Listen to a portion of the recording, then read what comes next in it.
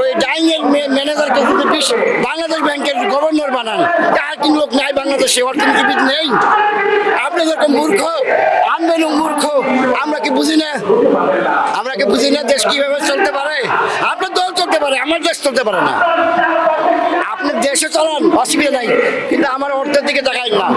আমার কষ্টের অর্জিত তো অর্থ, এটা তাকালে আপনার খবর আছে। আপনার টাকা আপনি নিরাপদ জায়গা তো রাখবেন, নাকি না? এখন আমি যে নিরাপদ জায়গায় রাখছি, এই জায়গাতে ইনসিকিউর যখন হয়, তখন কি আমি প্রতিবাদ করবো না? এই প্রতিবাদ করার অধিকার কি আমার নাই? সেখানে কি আপনার প্রশ্ন করবেন না আমার সহযোগিতা করবেন, সেটা বলেন।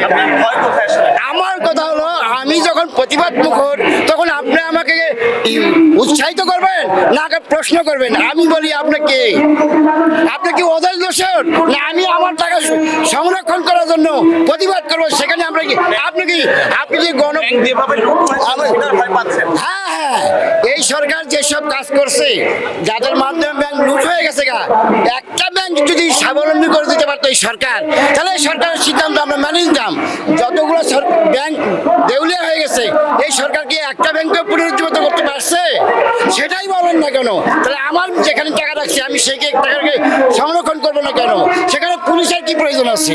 আমার টাকা তো আমি সংরক্ষণ করবো, কিভাবে নিরাপদ থাকবে সেটা আমি বুঝবো। তো আপনি যখন পারতেছেন না, আপনি তো পারেনই নাই, তাহলে আমারটা যেখানে আছে সেখানে কেন আসতেছেন?